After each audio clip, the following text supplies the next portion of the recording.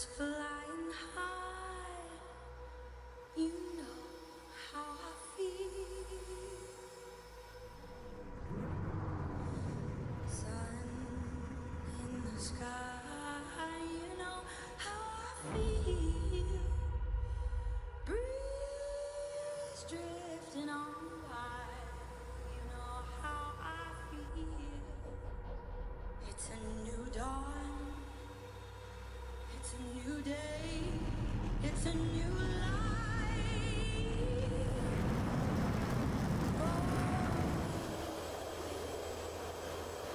And I'm feeling good.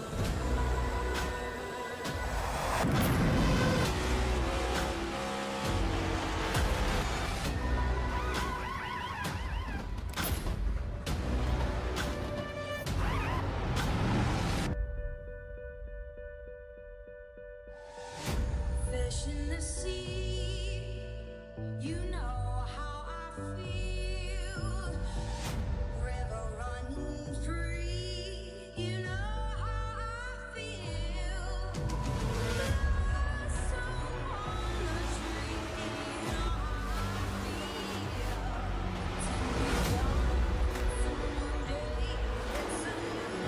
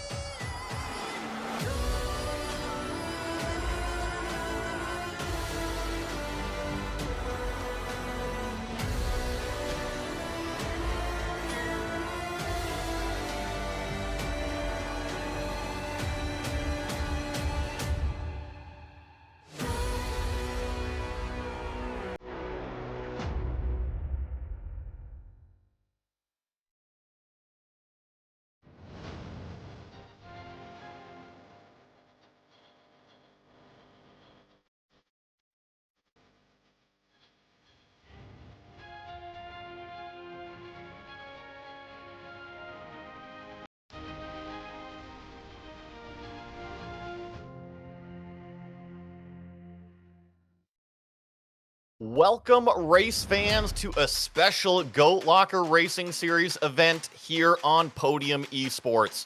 We are coming to you live from Nasty's Restaurant and Bar just outside of Columbus in Hilliard, Ohio. Tonight is a special event taking place on the iRacing Simulator with a goal of raising $2,500 to provide a sim rig to one of our nation's warriors. If you feel so inclined to help donate to GLR, all you got to do is scan the QR code, which we'll have on the screen throughout tonight when we put it up there, and the link will take you straight to where you can donate.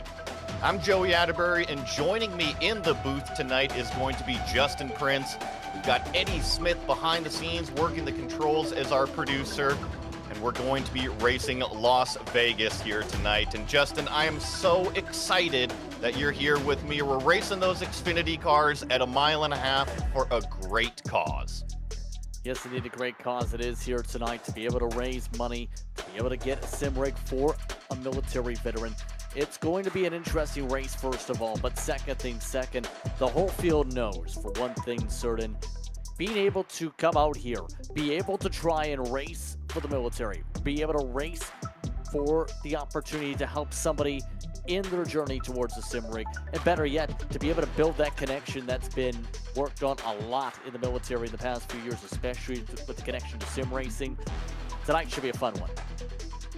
We also have special shout outs tonight that are coming at you from all over the race, and I just want to give a special shout out to Doug Ellingson. I know that he's not going to be racing here tonight with us, but we are definitely thinking about him. And what we are going to do is jump right into some pre-race interviews.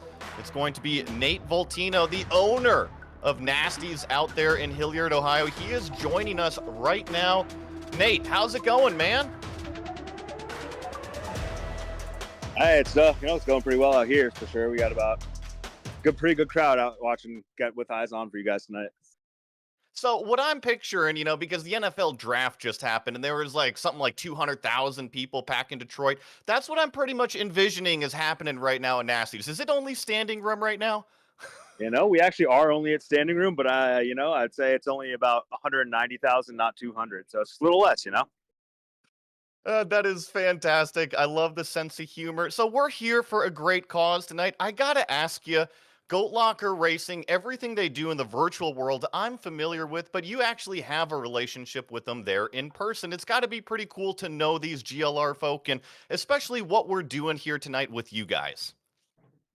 Yeah, absolutely. I mean, when the opportunity came to us, I definitely was very excited to jump at it. I just think it's a great cause.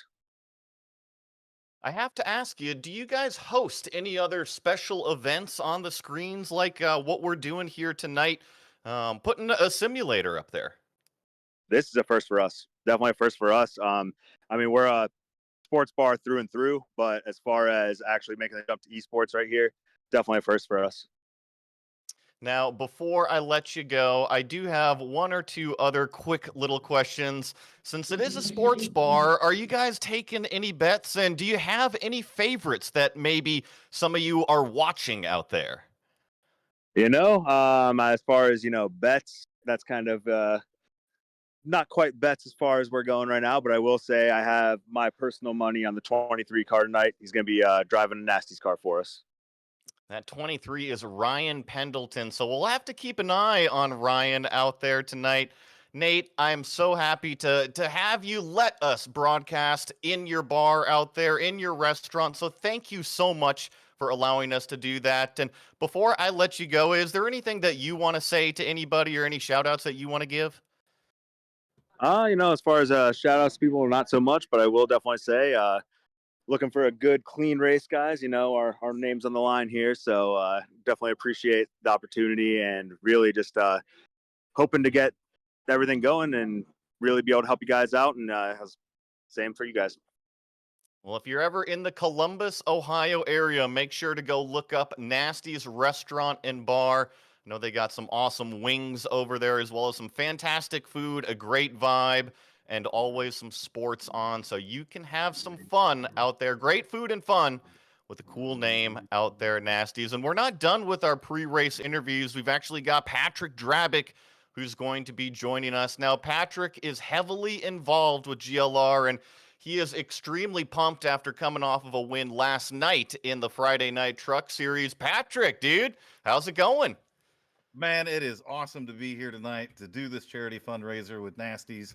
I can't be more happy. Me and Jamie, the co-founders of Goat Locker Racing, have been building this thing for years now, and to see it to where it's at today is just absolutely phenomenal. So this is a really cool special event. The goal is $2,500 to raise. This isn't the first time that you all have given away a sim rig to one of our nation's warriors. It is so cool to see what GLR does. Maybe did you want to kind of speak on the broad aspect of it real fast? Yeah, GLR was really founded on helping our nation's warriors and first responders. The struggles with mental health and thoughts of suicide are very real amongst our veterans, our military members, and our first responders. And if you talk to a lot of clinicians or anybody that's in the mental health profession, it, this is kind of what's called diversion therapy. It's giving them a hobby, giving them something to do so they can take their mind off of the struggles of the day, the stresses of the day, or whatever it is. For me personally, I served 24 years in the Navy, and I've had my issues and things like that. But when I strap in behind the wheel of my racing simulator, all that goes away, and we started to see the good it was doing. So we turned Goat Locker Racing into a 501c3 charity, and we've been doing a lot of great events. And yes, earlier this year we were able to give our first sim rig away to a veteran here in the state of Indiana. And to see the change in that young man has been absolutely phenomenal. And we want to continue to do those things. We have such great supporters, such great sponsors. And for Nasties to come on board to air this live in their restaurant tonight is just, I'm beside myself. This is so awesome. I think it's a great opportunity. I know we're running tight on time. You got to get gridded up out there, but maybe next time if we're out there at Nasty's, you'll have to transport that whole sim rig over there and put on a show from inside the bar. Yeah, absolutely. Just this past week, we got the funding to actually build our mobile simulator. I've got a 32-foot race trailer sitting outside with an actual stock car. So we're going to be able to get this show on the road, go to a lot of different events, go to racetracks, restaurants, get the public involved with what we're doing, and show them what this speed therapy is all about. Well, good luck out there, Patrick. We're going to be cheering you on, and hopefully we'll be talking to you at the end of it all. Outstanding, man. We're going to put on a hell of a show here tonight. Well, that was going to be the driver of the 07, and we've got your official starting grid because everybody is antsy in their pantsy to get going racing. It is Ryan Pendleton, your pole sitter in the number 23 car. Andy Kurtz is going to be lined up alongside of him starting second. Jake Ellingson in the number 23 starting third with Regis Clark next to him in fourth. Jamie Barkas in fifth, Levi McCarty in sixth, Patrick Drabick starting seventh, Jonathan Cofield in eighth, Mike George ninth, and Craig Bontrager in 10th. Justin Nicella starts off in the 11th position, the 45. Then it's the number 3, Jake Ham, with a ham sandwich on the hood. Then the number 26 in 13th, it's Charlie Harcum alongside Jonathan Baker's 77 Folds of Honor machine. Travis Bieber starts alongside Michael Kostick, and following row in number 8. Then row number 9, Daniel Cunningham alongside Timothy Wilms. Rounding out your starting top 20, James Goshen and the streamer of Joe Yanks. Then we got Chuck Phelps back here starting 21st, Brian Provo in 22nd, Nathan Graham in 23rd, Charles Fiskus starting 24th, Michael McCarthy in 25th, Sean Gus 26th, Brandon Wallace back here in 27th, Tanner Bethay in 28th, James Kaufman in his number 25 starts 29th, and Trey Barnett in 30th. A shocker, top of the boarding practice. Tyler Justice starts 31st. He'll start alongside the final driver on time, and Mark Holyfield. The rest of the drivers did not set times. Jason S. Taylor alongside Scott Phelps, who is starting from the pit lane. Eric Martinez and Robert Gibson, the last on track. The action that we are going to be seeing here tonight is on your screen. 120 laps around Las Vegas. That comes out to be 180 miles. 45 miles an hour is that pit road speed. Be careful if we got to do those green flag pit stops. We do have some GWCs if y'all are familiar with the NASCAR rules.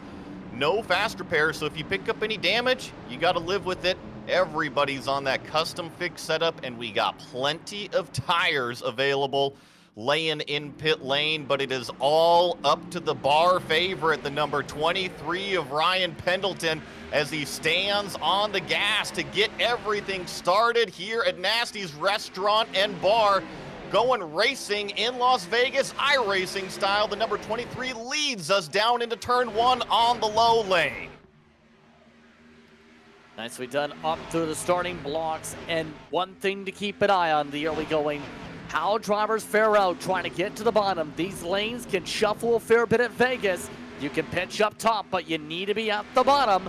Already some loose drivers on cold tires. Gotta be careful, especially on this opening lap. Look at how big this field is of the Xfinity cars. I'm seeing 190 miles an hour into turn number 1.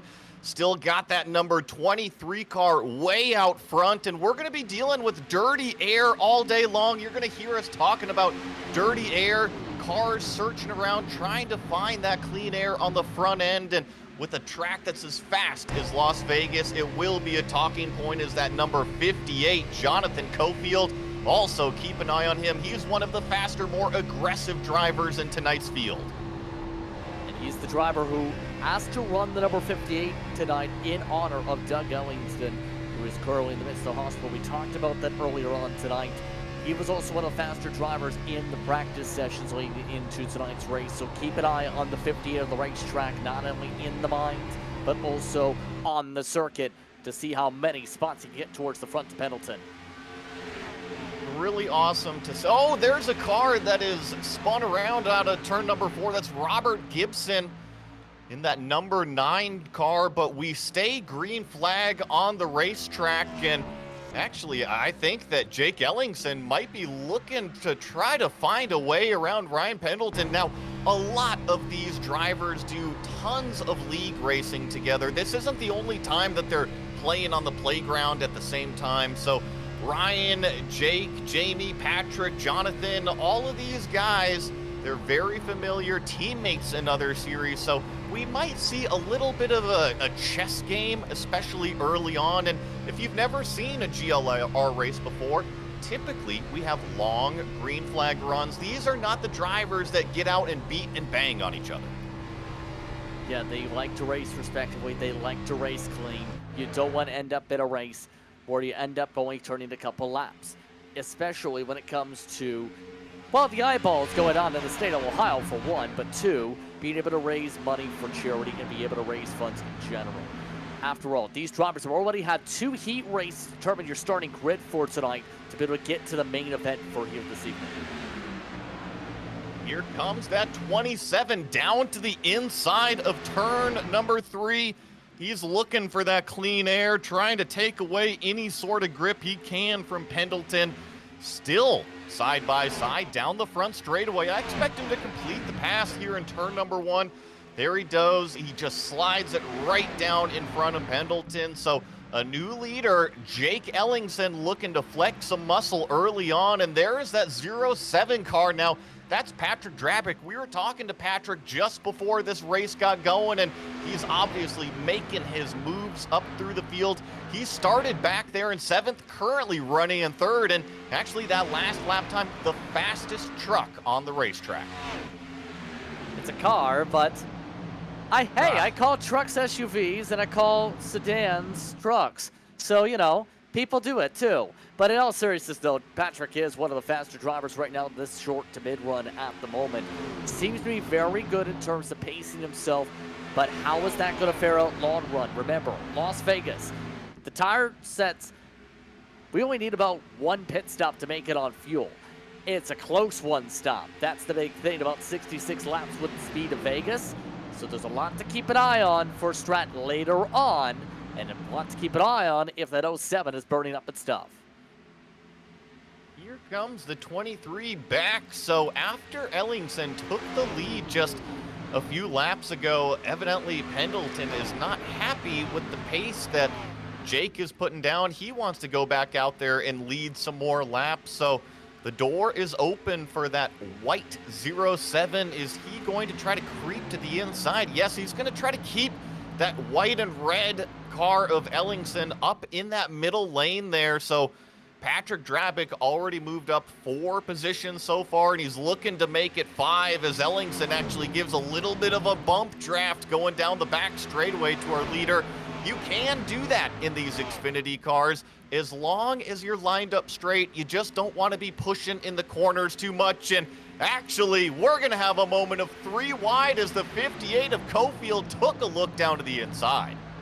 Just trying to test it, I think. You can't go to that well too long. You can go to it in the first 5-6 laps maybe, but with this car, it burns up your stuff quick, and in fact, that transition is going to whip somebody around eventually if they try it. Here are the numbers more 54-ish when it comes to how the speeds are carried out. That's an interesting point because normally you can go longer. However, you know the crazy thing about this race tonight? They're carrying 170 miles an hour in the corners. Normally, if it was a day race, like in the railroad or in officials, you're going an extra 10 laps because you have to have a lot more on off throttle compared to tonight under the lights. Have to see how all of that pit strategy definitely plays out. And I've been watching this number 58. Look at the run that he's going to get off of turn number 4, but where does he go with it, right? The 07 closes the door, sucks it right back onto that door of the 27, and Cofield is kind of boxed in on the top of the racetrack here. So I do feel like that number 58, that black and red number 58, is sneakily probably the fastest car of this front 4 group, but he just doesn't have anywhere to take the run right now. And these GLR guys are doing a fantastic job racing incredibly tight. To let everybody know, I'm seeing the top 13 cars only separated by less than a second between each one, and really the top 31 cars have that same gap. There's only Daniel Cunningham that is just slightly over that 1 second barrier. So we really do have a 30-car parking lot doing what, Justin, 175 through the turns? Yeah, and that's the one thing that I've been thinking about. You mentioned custom fixed setup. There's a key word to that. Normal car for the Xfinity Series / Grand National, however one you praise it in terms of branding, you can have a lot more roll, or you're expected to because it burns the right front. But remember, it's not just a series when it comes to Goat Walker that runs with this car. It's with the trucks, it's with the Cup car.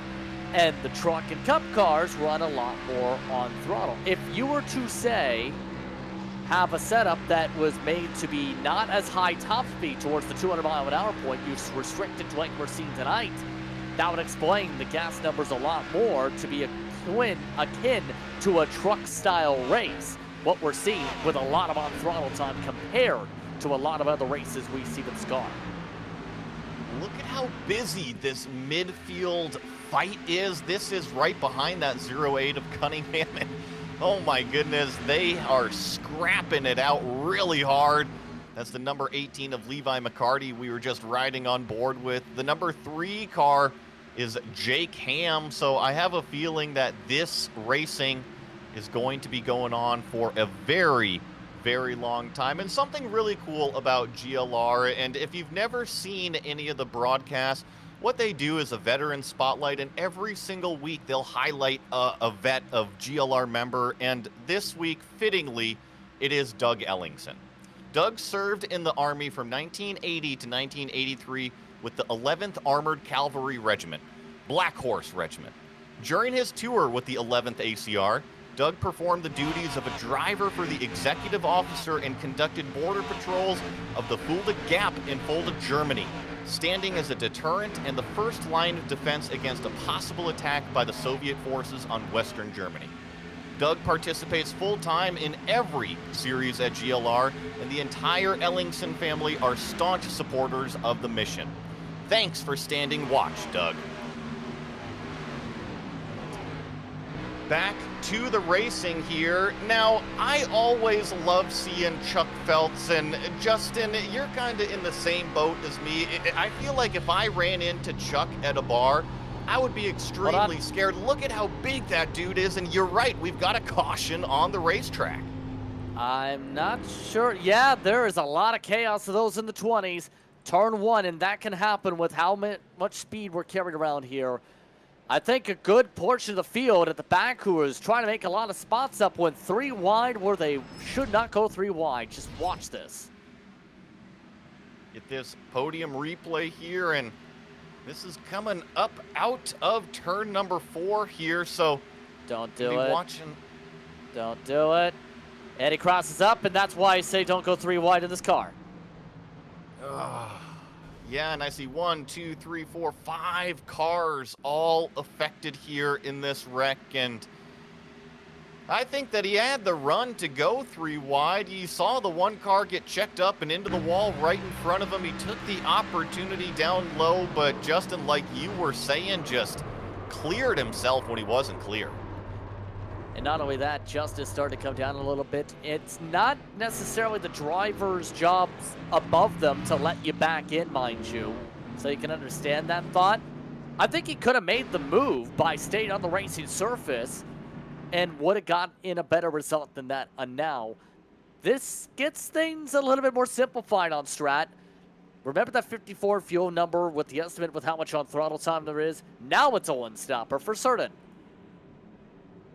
Everybody is going to take the opportunity to come down here, get probably 4 fresh tires. We could see a 2-tire stop. I mean, we've only done about 20 green flag laps, but I expect everybody to get 4 fresh tires. And while we have the opportunity, I want to say thank you to Jam Printing and Promotions.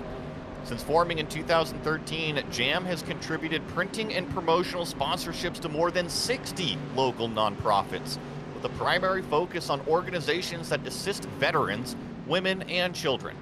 They have been with Goat Locker Racing since the very beginning. Local and veteran certified. When they do well, they do good in the community.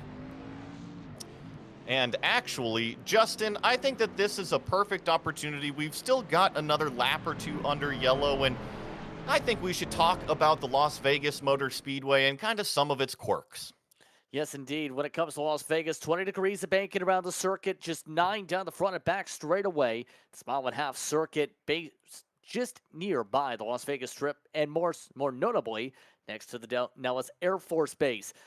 In turn, there's a slight bit of progressive banking that's been adjusted over the years. It started off this circuit, mind you, much more flatter. These days, the racing, as we've seen, carries speeds, depending on the car, upwards of near 180 miles an hour, up to near 190 to 200.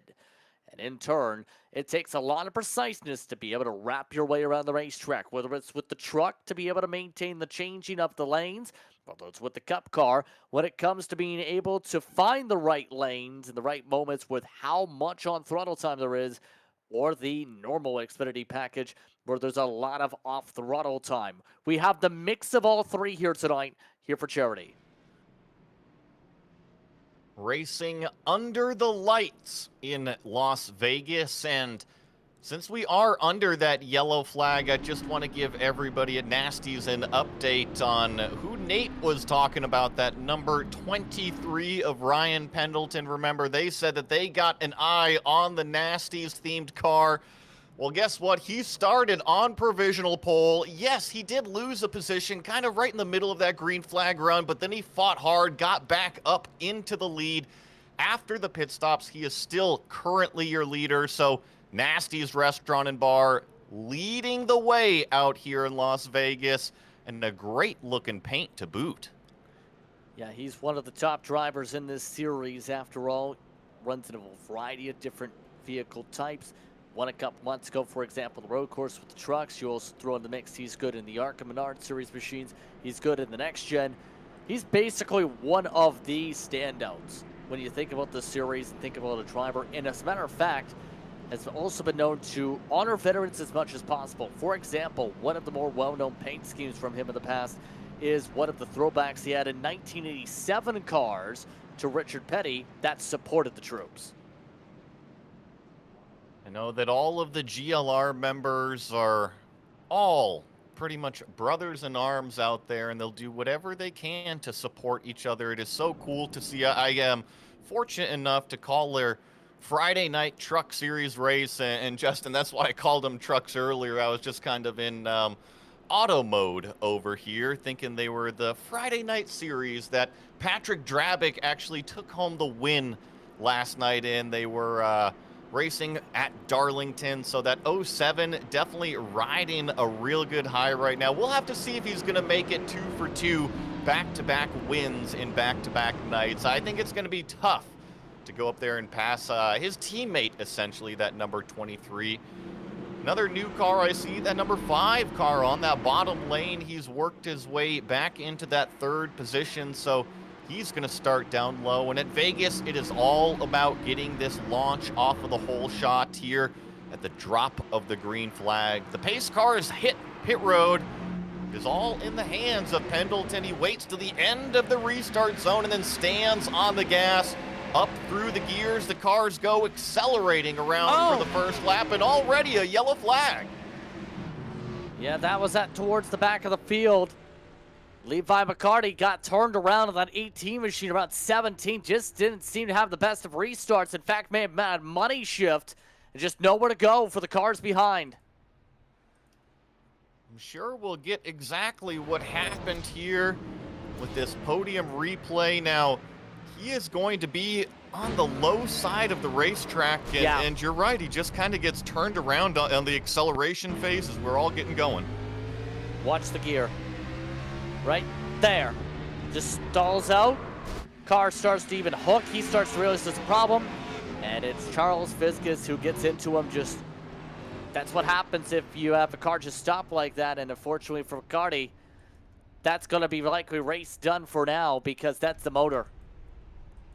Such a shame out there. And yes, these transmissions, they're 4-speed transmissions, so if you miss the gear, you can definitely rev that thing to the moon, and unfortunately, when you do that, usually pistons come out the side of the block, maybe a rod or two. Either way, when internal parts leave the motor, it is never a good thing. And also want to give a huge shout out to another partner of GLR, Premier Racing Setups.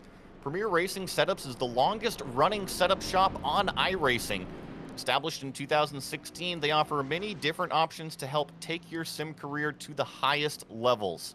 With over 50,000 customers worldwide, they've got the tools you need to compete with the best. And a special thank you for donating this setup that everybody is racing on here in the Xfinity series. So if you're going to be racing, Premier Racing Setups, always a great option to go to. And maybe since we are under yellow flag, we can kind of explain that a little bit here, Justin, that you can go out there and tweak and tune on the car all you want, and iRacing provides various different series for you to go out there and do that if you don't want to dive into setups. But the best way to describe a setup is if the car won't turn, you put this thing on, and all of a sudden, the car turns. Did you just, if I heard that correctly, you just described setups as the magical thing that helps you go fast. Is that what you just said? Correct. Correctamundo, dude. Well, I mean, for some, it absolutely can be like that, but in all realistic seriousness, it's a way to be able to open things up, as you know, fixed setups might not match everyone's same style. Sometimes you have a preferred style or preferred speed band, etc. There's a lot you can discuss when it comes to that, but it's wild to think about it for Premier because I don't think a lot of people even know that they've been around since 2016. A lot of people seen it pop up around 2020-ish, like everything else, but they have a long-rooted background, especially when it comes to the dirt side. But it built up that oval program in the past 5 years to add a lot of talent on that side for the setup side. A good shout out to them for the donations for the truck series and the amount of work they're putting in, because they also have been, especially as the past couple of years, been putting in strong efforts on the charity front.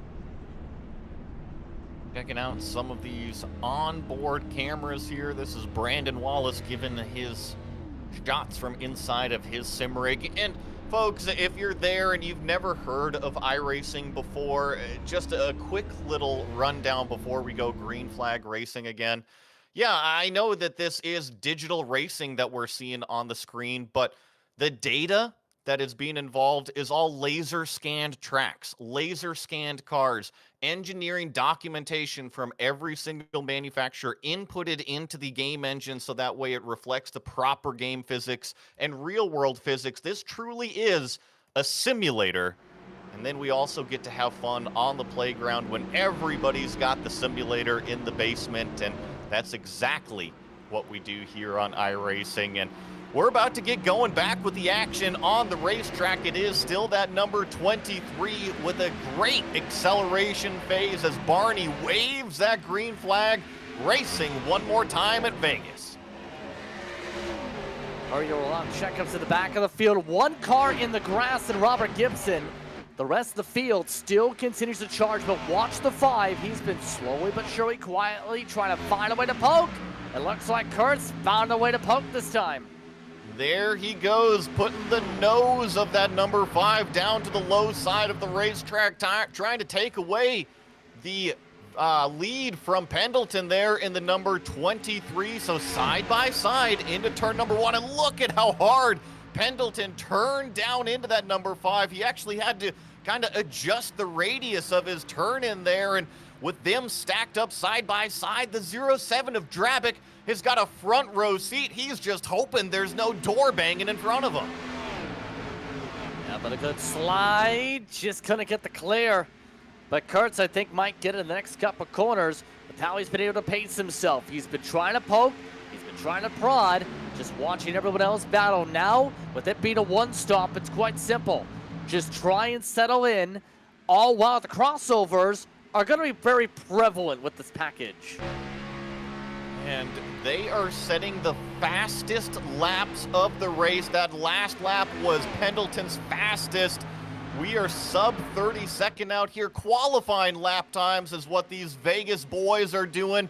And now we've essentially swapped it around. The 23 is on the bottom side with the 5 stuck up in the middle of the racetrack, and Pendleton actually drifts up just a touch. The 5 is going to keep his momentum, but here comes the 07 of Drabick. He's got a decision. Is he going to try to make it 3 wide? No, he's going to try to push Ryan. You can go up there, you can bump draft, and if you go up there and lean on your buddy, you can push him ahead, and that's exactly what he did. He pushed that 23 ahead of the 5. Nicely done, but yet again, defense is going to become prevalent. The draft effect, the crossover effect seems pretty solid and very substantial here tonight. This is not like any sort of normal Xfinity Series package race that you may have ever seen here with this car. It's basically, at this point, like that all-star race at Charlotte a few years ago when they initially tested what became the low horsepower, high downforce package with the Cup car. They're pretty much flat out, and I know that you can fuel save, but that early yellow, you know, it just kind of throws a big curveball and everything, and riding on board with the number 8 red, white, and blue of Regis Clark as he tries to slide down to the inside of the number 5. So after Kurtz made the move to actually get the lead, he has slid all the way back to what is 5th place, and here's the battle that I was hoping for. Patrick Drabick, last night's Truck Series winner, is now trying to get in clean air, steal it away from Ryan Pendleton, but what we've seen all night long, that 23 car, he's kind of like in the middle of an arm wrestling competition. He welcomes all challengers. He says, you come on up, I'll knock you down. But there's traffic ahead. That could become a massive factor. Looks like James Coffin just dived out of the way to make sure, and a good take advantage of that. Drabeck knew the traffic was there, knew there was the chance of a move up for Pendleton, gets himself clear. 07 is your new leader, and he's brought along that black and red number 58. Watch out for Jonathan Cofield. I have a feeling that if he gets out there in some clean air, it might be a tough mountain to climb for everybody else to go up there and catch him, and he is always one of the fastest. Whenever you put him on an oval track, if he's in a truck, if he's in an Xfinity car, if he's in one of the new next-gen cars, it doesn't matter. Jonathan Cofield is always one to watch, and properly sporting that number 58, representing Doug Ellingson out here tonight as all of these lead cars, this lead group is going to swing by the 00. That's Eric Martinez, just a lap down, going by on the back straightaway. And a great chance to get this 58 now in the race lead here too. It pretty much has been made clear with the way this race seems to point out, no lead is safe. But better yet, even in the midst of the side-by-side, you have to think it's going to be hard for those in the back of this group, let alone the next group, to get to these battles. It seems like a track position type of night, but better yet, a track position type of night where you better also be good at playing offense and defense, know your X's and O's, know where to slide. The side-by-side battle for the lead continues on out here, and we are doing a fantastic job at Las Vegas. I love seeing all of the competitors just race so clean with each other, and just another huge shout out to Nasty's Restaurant and Bar out there. We love being on the screens, and everybody, the whole reason why we're here tonight is to fundraise. We're trying to raise $2,500 for Goat Locker Racing to help donate a sim rig to one of our nation's warriors. So if you feel so inclined to donate, there's that QR code on the screen up in the top right. All you got to do, take out your phone, scan that QR code. It'll take you straight to that link where you can donate, and we'll have it up on the screen all night long. So it doesn't matter if it's now or even in the post-race interviews, we'll have it up and available for everybody. But Justin, dude, I mean, talk about the racing. We saw 2 packs before on our first green flag run, and we've got the same thing, top 9 and then a huge second pack. Yeah, that second pack is going to need to almost figure out a way to close, because that's where some of the combination from the next-gen car comes in. You lose the draft of the leaders with this package, it's hard to close. It's almost like the Daytona package blended in with that mile-and-a-half package that's been very strong this year in the real world. But Michael Kostick has broken the trap just about on them, and if anything, is just at this rate trying to use some of the lap cars as leapfrog pieces to be able to get there. It seems like he might be the one from that pack so far to have the pace, because he's closing about a 10th or so a lap right now at 30.7. He's as quick as the leader in clean air. Yeah, you caught that too, and I'm going through that, and Justin, great catch, because I actually see him as the fastest car on the racetrack here right now. So this number 22 with the number 3 painted on the side of it, Michael Kostick doing a fantastic job. He's taken that gap from 1.4 seconds-esque to about 3/4 of a second. And you were mentioning kind of that slipstream, and you keep referencing these other mile-and-a-halves. You know what it really reminds me of? If you've been watching the new Atlanta, right? They repaved Atlanta, and it's pretty much become a super speedway of a mile-and-a-half racetrack. I agree with you, Justin. I think that's kind of like what we're seeing out here. And it's kind of been able to work. It's an interesting, different combination than most people would expect in terms of the feel, and it's why I think a lot of people emphasize the preparation for this race in turn. If you were coming into tonight, just sat in the car for the heat race like, it's Vegas, we could just go off throttle, I think a lot of people were in for a potential learning curve. For people like Jake Ham at the least, hey, that ham sandwich is getting some good airtime and good speed from the mid-pack. I love it. I absolutely love it. I'm not joking. Check the hood. There's a ham sandwich on it. Hey, well, you know what? If he's going to represent it, you might as go all the way, and that's exactly what Jake Ham is doing. Great catch out there, Justin. He's currently running in the 17th place, and one of the things that I always like seeing, we've been seeing Drabick, we saw Ellingson, we saw Jake, we've seen Pendleton, we've seen all of these guys logged in on their camera, and it's really, really neat to see. Everybody's got different equipment, but everybody is all logged in from their living room, their basement. Just what we do is we provide them a link. All they got to do is when they log on to iRacing, open up the browser and have a webcam open. So we are seeing the live pictures, for instance, from inside the number 15, as Jamie Barkas, currently sitting in 8th place, is on kind of the caboose of this top 9 train, trying to chase down everybody in front of him, but it is a stacked house in this entire top 8. You may have noticed his mouth open up for a quick second because he's having a technical issue at the moment, it looks like. And the thing is, he's noticing it as he turns the wheel. That's going to hurt him in terms of not just having people to work with, but more so just being able to focus and trying to make sure you keep that internet cord glued into the internet port. Spoiler word, please look at this. Oh my goodness, this is a battle up here for what is first, second, and third place. So Cofield, after he got the lead away from Drabick, he hasn't run away with it. He's only, call it, what, about 5 car lengths ahead of the 07 as they go down the back straightaway here. But what I'm seeing, Justin, is look at that 07. He is way up top. He's the first car that I've seen to really go from the bottom lane all the way up to the top. Yeah, in fact, the way he got the pass done, double checked on the footage, was high side movement. In fact, down the high side back straightaway. This is where the truck part of the combination of the field comes in. 20 laps into the run in the trucks. The preferred groove moves up from the bottom of the racetrack up to the middle. That's in part with the amount of rubber buildup, but also how the heat's moving around the circuit. And with some of the more recent updates in the past couple months on iRacing, to emulate and get that realistic feel in terms of tire movement, people have to search for the preferred line and search for grip. And most people are finding it second line when in battle packs.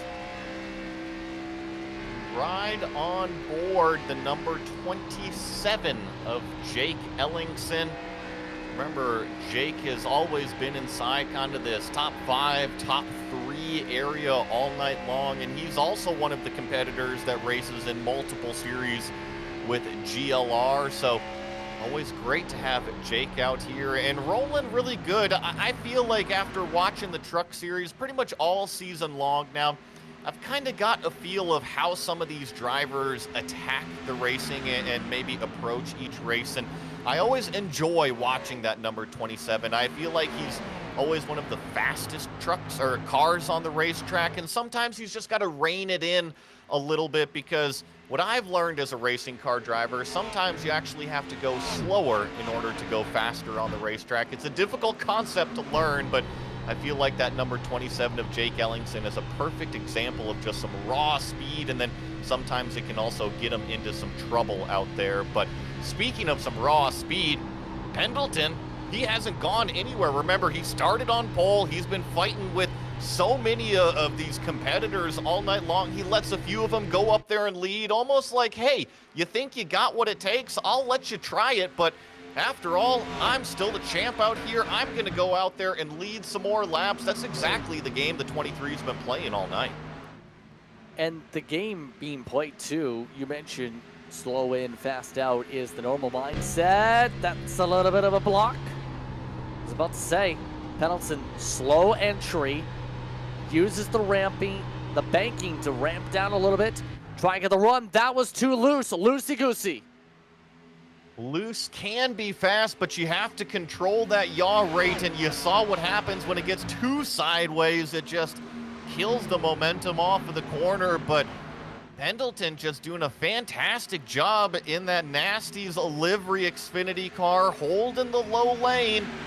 Jonathan Cofield representing the number 58 up top, really running the middle groove, and this isn't something that you see very often. Usually you'll see a pass be made and maybe it drag on a few laps, you know, maybe 2 or 3 at the most, but it certainly seems like with this setup and these drivers, it's almost like a stalemate out here. It's just that who saved the tire the most and who can roll the most amount of speed through the middle of the corner. And there's already a couple chats that I've heard in terms of some of these loose moments up front. Clean air makes you loose. That is an actual point to consider here, is the dirty air. For those who don't know, dirty air when we're talking about this is, well, when you're behind somebody, it's basically turbulent air. It basically is not the sense where you have a full clean path to the front grille and in turn aerodynamic coefficient. That being said, when you're in clean air and you're used to running in the tighter field, if the car is loose when in clean air and you're not used to it, that's where people may spin it.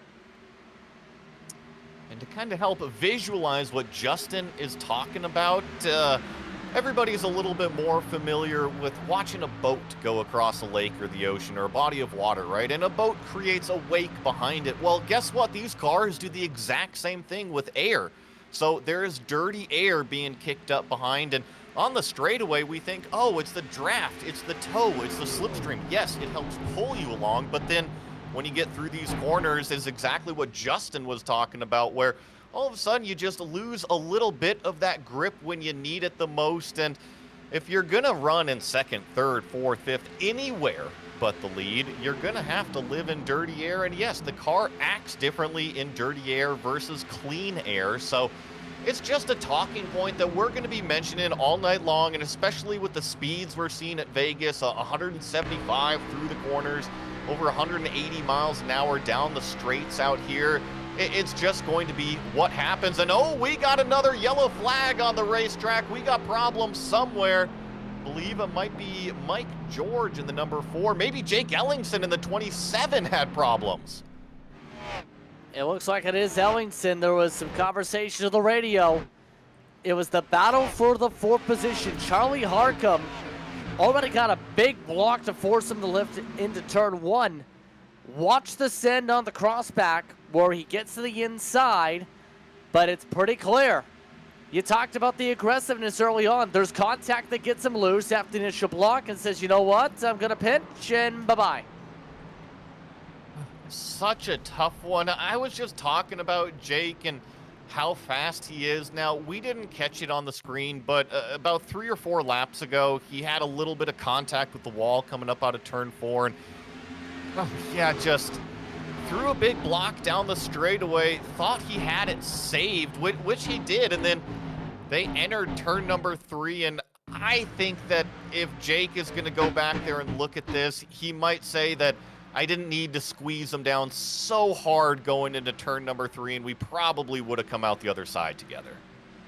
Yeah, I don't think you need to do this into turn 3, straight up, because this just flipped the race strategy on its head, first of all, but second, you got to have a smarter head in that kind of a situation there. You know the circumstance what tonight is, momentum-based car. It's hard to stop the momentum, and now he's right now in the pit lane for a substantial amount of time with the field in a fuel mileage race. Now, we can't make it on gas.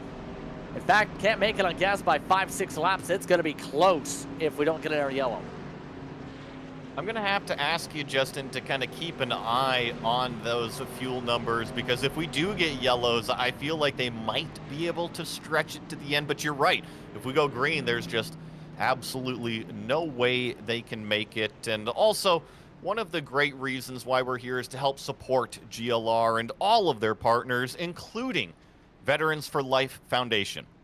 The goal of Veterans for Life Foundation is to both revitalize communities and supporting military veterans and their families' successful transition back into civilian life. Through support services, counseling, and education, they provide permanent affordable housing to veterans and their families. A huge thank you to Veterans for Life Foundation. Well, we are just clicking to that halfway point, lap number 60. We have just started under the yellow flag out there, and I know that we've got our eye in the chat comments as well as watching some biggest movers out here. The number 20, Tanner Bethea, he is your biggest mover currently at the halfway point on the race, up 19 positions from where he started all the way back there in 28th. And also, Timothy Wilms, I saw that Timothy was getting some shout outs there in the chat, so always love giving everybody a little bit of airtime. And here is Timothy rocking that number 86. He's in that blue and purple schemed Xfinity car out there, and nice slick looking machine. Is Justin, I gotta ask you, is that a Mustang? Yeah, it is a Mustang front end. It's got the updated bodywork on it, I see. Yeah. Yes, they updated that in the past month or so, where everybody needs to update the paint schemes as a result. It's cut a dark horse now. Halfway winner, though, just confirmed on the radio. Jonathan Cofield, your leader at halfway. Hey, you know what? Sometimes you got to pick out some high points in the race, right?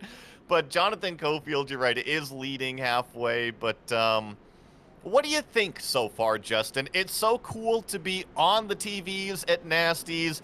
GLR is always a riot to come out here and commentate for. What have you thought about the racing? It's been some exciting racing. It's been a unique style of racing, not expecting that in terms of what to play into tonight. In terms of having it almost like the next-gen car and the truck and the Xfinity car were all blended into a blender and turned into this race car. But remember, there's still half a race to go. It's a fuel mileage race if it stays green. And there's going to be a lot to think about, especially not just for the race itself, but there is little prizes on the line for the top 3, but also halfway, pole sitter, fastest lap, and the person who loses the most spots in the race. By the way, the leader of that category is Levi McCarthy. I was just reading that little tidbit as well, and shout out to our producer. He never likes when I do this, but I think that Eddie Smith is always so great behind the scenes, feeding us all of this info, and he really is the connection to GLR. He works with these guys week in, week out, making sure that all of these races and broadcasts run top-notch. So thank you to Eddie and all of the work that he does with GLR as well. And so here we go. The pace car is off of pit road, and the number 58, your halfway winner that he pointed out that he wants to win something. He also wants to win the race. He is standing on that loud pedal. He's already got probably 3 or 4, maybe even 5 car lengths as we approach turn number 1. But I tell you what, back there about 10th or 12th, it is busy, potentially even 3 wide. And it could get very carnage-filled here from this point forward, because if it goes green, it's going to become a battle almost. I wouldn't be surprised on who's clutch and coasting, who's trying to push hard, banking on their caution, or better yet, who's going to commit to a pit stop and not even try to save the 5-6 laps of fuel. That's a massive amount with this package, mind you, what we've seen here tonight. There's a lot to consider, and better yet, how you even plan the rest of the race, knowing you just have to get a couple more laps of gas. Look at all of these cars go down that back straightaway, and what Justin was just mentioning, I think is the biggest talking point, and quite honestly, I've kind of been glossing over it. These cars cannot make it all the way to the end. They have to stop again, so are we going to see fuel save? Are we going to see these cars go out there and race it out? And look at this. The 07 just slid right underneath of Cofield there in turns 1 and 2. Patrick Drabick straight to the front again. He says, you know what? If we're going to be fuel saving, if we're going to be saving tires, if we're going to be doing any of those shenanigans, I want to be the one out there setting the pace. I want to do the leading. And if anybody wants to go up here and lead, you're going to have to pass me. I'm looking at the speed differentials, though. These two are definitely not in the same group. They're in the group of, hey, we're up front, let's push. After all, you do not save as much fuel as the leader, as many people will attest to.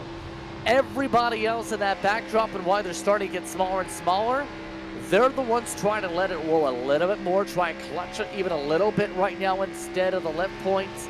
Try and save that extra touch bit and see if they can get going while not losing track position. I don't know if any of you caught that, but the 58 smacked the wall. I shouldn't say smacked, but maybe rubbed the wall coming up out of turn number 4 that last lap. So the 58 is pushing it, and yeah, these trucks, or I'm sorry, I keep calling them trucks, these cars out here, they're pushing it to the absolute limit. I haven't seen a sub 29 second lap this run, but they are flirting with it, 30.0s, 30.1, so they are on it, and I'm curious. Jonathan Cofield, Ryan Pendleton, go ahead. Was about to say, Robert Gibson just parked it in front of the leaders. It's always something you got to watch out for sure, dealing with any sort of lap traffic. But I think thankfully, Justin, that these three, they know each other well enough. They race with each other enough that they kind of see everything out the windshield the same. They all saw that lap car, so thankfully it didn't affect the racing at all. But what I was about to say is I'm curious that if you're the 58, if you're the 23, are they actually happy just kind of chilling right there behind the leader? You make the great point that clean air is good, but I think at this point, fuel saving might be even better. I think the answer just got placed right there. If Cofield really wanted the race lead, he would have just taken it down the front straightaway right now. He had the run. Just watch on board. There's obviously not a lot of space to clutch and coast, if anything. Oh, that's a massively loose car. He just weeble-wobbled up the track. And thankfully, Pendleton stayed off of him enough. They actually made contact down the back straightaway, so obviously the driver of the 58 struggling a little bit on this set of tires, and you see him all the way down there scraping the grass, trying to get whatever clean air he can to the front end of his vehicle.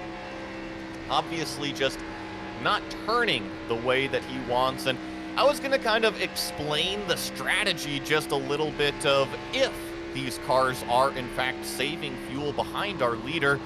If they save fuel, what the point is when they come down to make that stop, if they can't make it all the way, their pit stop will actually be less time because they only have to put a smaller amount of fuel in because everybody else in front of them, they've burned more fuel, and then therefore your pit stop time is actually shorter. You don't make the pass on the racetrack, you make the pass in pit lane, and that is just one of the benefits of essentially saving fuel. Yeah, and now the counterpoint, though, on Cofield is, well, he may as well go heavy save because that entire right side of the car is caked in, and the damage is absolutely devastating when it comes to this car. when it comes to being able to carry speed, but better yet, just have straight line speed. Right now, the straight line speed is not there. The interval losing about a tenth or two a corner from it. These two are out there and pushing hard. Yeah, 1.1 seconds over Cofield in that number 58. So the Nasties themed cars, they are out front and leading the way. The fastest two cars on the racetrack. Always love seeing these paint schemes, and I think that's one of the coolest parts about iRacing. We mentioned that, yeah, you know, these are simulators and there are laser scanned cars and tracks, but you still get the freedom of being in the digital world as we watch Pendleton once again slide it to the inside and actually almost a little bit of a door bang between buddies there in 3 and 4, but what I was going to say is the digital world allows some freedoms, and guess what? You can run whatever paint you want every single session. You can swap it up. Yeah, that looks like an extremely loose 23 car right now. At this point, is it just me? Oh my goodness, it is 5 a.m. in Sim. It is morning all of a sudden. That is an amusing fact. I did not check that. Now, I saw the sun rising out there. I thought it was setting, but you're right. We started at nighttime and we are racing into the day, and that might not seem like a whole lot. We are only dealing with the light aspect here on the broadcast side of it, but I think the biggest aspect for these drivers is going to be the track temperature change. And in turn, this might actually change the entire style of the race in the later stage. It might explain some thought process for later on, because if you have to let the car roll a lot more because it gets a lot hotter and a lot less grip compared to the high speeds of the nighttime, it's another wrinkle added to this race. Cofield, by the way, he is just a sitting duck unless he gets a caution flag or two. Saw him kind of smack the wall off of, I believe it was turn number 2, and I can report he does have heavy right side damage on this vehicle, and it's a little deceiving riding on board. Kind of the steering wheels are always canted off to the left, so you can't really see the steering damage per se, but I can tell you that the aerodynamics are not optimal on the right side, especially on that right front fender where you kind of need it the most. I think what Cofield is hoping for right now is that he's just trying to ride around as long as he can and hope for a yellow flag, because if he does get a yellow flag, he can bring it down pit road, have the crew hop over the wall and start to beat and bang on that car, hopefully get it all fixed up. But until that point, it is going to be a slow, painful bleed out.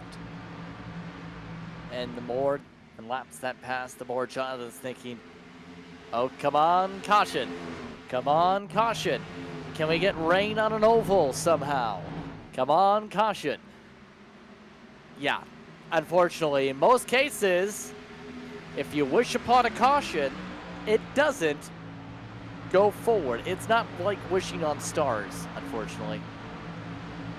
No, it's funny how the racing gods work, and you're right. When you hope for something, usually it doesn't pop up, and then when we do get yellows, kind of like the Price is Right, you got to spay and neuter your yellows because they tend to breed more yellows when they start to pop up there. So right now, these GLR guys doing a fantastic job. We have seen a couple yellow flags kind of periodically throughout the 80 laps that we've done at Las Vegas so far, but I think the stories of the night so far is really these two cars, the 07 as well as the 23, leading the charge. And actually, this is a strategy call. So Jonathan Cofield has been falling back. He has said, I have had enough. I need to get new tires on this thing. I need to get some of this damage fixed up. I don't blame him for taking this call. It's a massive undercut compared to a lot of those who might split this final run in half here. Quite simply for Jonathan, it's get some clean air, get an undercut, and then hope for strategy. Honestly, I don't think he wins at a raw pace right now because of the damage, even with the tires. He needs to get the car fixed, and that's not going to happen if it stays green. This is a really interesting strategy, though, because we've got 40 laps remaining, and what these competitors... Oh, there's a huge door bang! We've got Tanner Bethea jumping Pro 2 style through the grass. Still got green flag, no yellow so far. He's going to spin it onto the apron, get heavy damage on the front end, but no yellow flag because that car is on the apron off of that racing line. The quick response for the 20 is, oh, he was the biggest mover in the race, looked great. And then right here, the 49 just overcorrects, trying to avoid the wall. That was Craig Botridger. And Tanner just about had it saved until that transition right around the Legends Oval. That just sent him hard on the wall. You're right. Tanner did a fantastic job, and yeah, the 49 of Bontringer just got way loose coming up out of 4, and unfortunately, Tanner in the number 20, the number 1 on the side, but timing and scoring the number 20 is going to be pretty much done for the day out there. Our biggest mover, unfortunately, retired, and this is Timothy Wilms. Remember, Timothy's got some followers, some fans that are watching out there, so want to make sure we represent this number 86. He is currently in 14th place, up 4 positions from where he started, and right in front of him is Tyler Justice chasing down Andy Kurtz in that number 5. And actually, that's a little bit surprising to me. Look at how far that number 5 has fallen. Yeah, that's an interesting thing to consider. Remember, Kurtz started the run, looked great. He's running 31 6s, 31 7s, and want to keep an eye on the gauge. He isn't doing the clutch and coast. He's just fallen off a little bit on pace as in general. Just hasn't had the track position this whole run, and has just struggled to even get back in the rhythm, it looks like. And it can be tough if you pick up some sort of damage and all of a sudden the pace is off or the car's not driving how you want it to. It can definitely be tough out there, and sometimes you just need a little bit of a mental reset and sometimes a physical reset too with the yellow flag. And we're going to see if we're going to get it with 35 laps to go, because as I say, the sand is starting to run out of the hourglass. The laps are starting to count down, and if you're going to be making moves on the racetrack, you're going to have to start making them pretty soon, because you can't count on a yellow flag. Everybody always likes a yellow to bunch up the racing, but you cannot rely on that yellow for your strategy. Yeah, the fuel situation, though, at this point, there has to be 2 mindsets. We're not seeing the heavy collection coast. I think most people are banking on either the yellow, headed halfway if it isn't going to be those hoping there's a yellow, or we might see a splash and dash at the very end. And that's where it gets interesting to me, is the fall off is 2 seconds. That's going to be a Hail Mary type of call if you have track position already. Say if you're Pendleton, say if you're Kostick, say if you're Barkas, you can realistically try it and get in the conversation and pull it off on the top off. However, anyone that's about 4 or 5 seconds back, I would arguably say you would have to almost take the tire strat to have the better chance right now, compared to trying to stretch it out, because you just don't have the track position difference, and the fresher tired cars will catch you in 20 laps. And another point to add to what Justin is talking about, in iRacing, these competitors, such as Michael Kostek here in the number 22, the number 3 painted on the side of it, but they are not only the driver, but they're also the strategist. They're the crew chief. They're the ones that are making all of the cars, or the calls on the racetrack. So they have to monitor all of these things. Yes, there's third-party applications that kind of help out with the fuel data and how the tires are doing and whatnot, but it is still up to each driver to make those decisions for themselves. So, for instance, if they only have to put a very small amount of fuel in at the end, you got to make sure that you've got that setting clicked before you come down pit road, because you could find yourself taking 4 tires and a whole bunch of fuel when you really only meant to take a little bit. And This is going to be really interesting. We've got multiple strategies. The tire strategy is already on the racetrack with the 53. And actually, here we go. Yellow flag, Justin. Right on cue, 30 laps to go. Timothy Wilms tried to pit way early, too much speed. Watch this. You normally, for good speed, turn off a turn 4. But he did it middle of 3 and 4, but he did it the conservative way. He tried to carry momentum while cradling the apron, overcorrects back across the track. There goes the fuel strategy, and some strategies just went bust.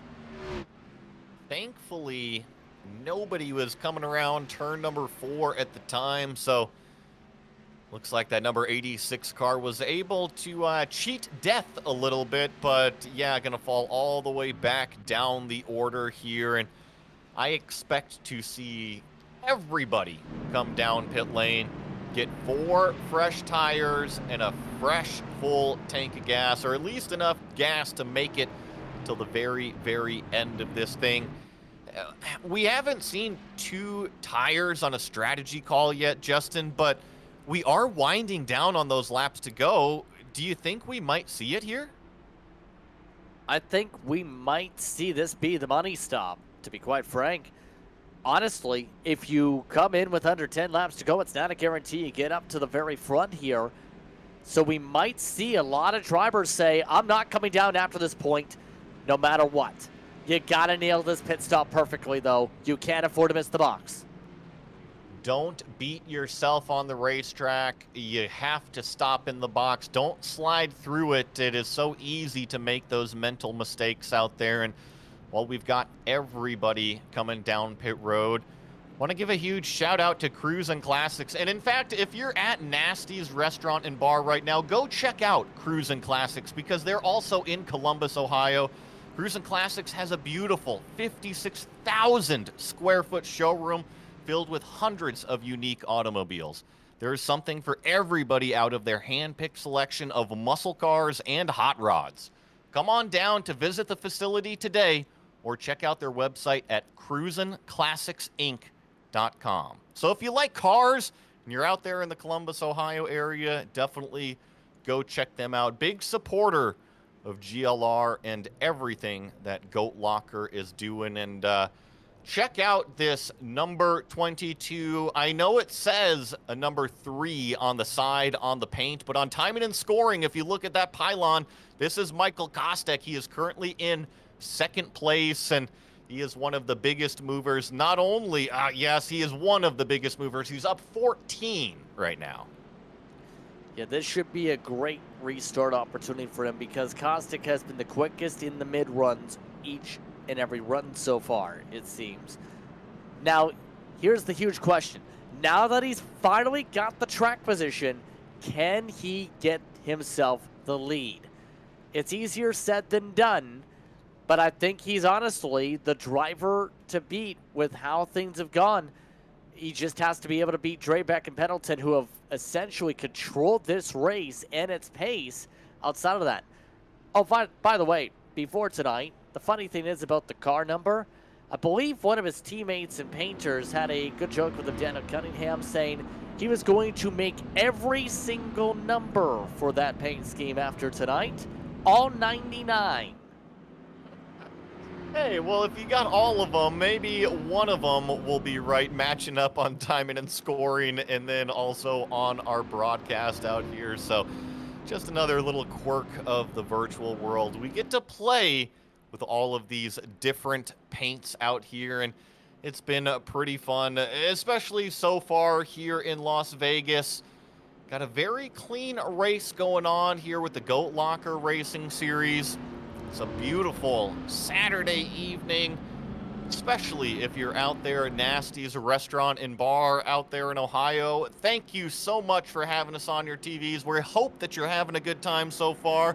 We've been noticing that those liveries are up front between Drebeck and Pendleton, and I still feel like maybe the Bar favorite, Ryan Pendleton, might have the best shot at it. And kind of speaking of, since we are kind of closing this thing down a little bit here, Justin, I want to ask you, if you were to pick a number, which car are you looking at to cross the checkered flag first? That's a really good question. I like Pendleton. I like Drebeck. Honestly, I think it's the 07 or the 23.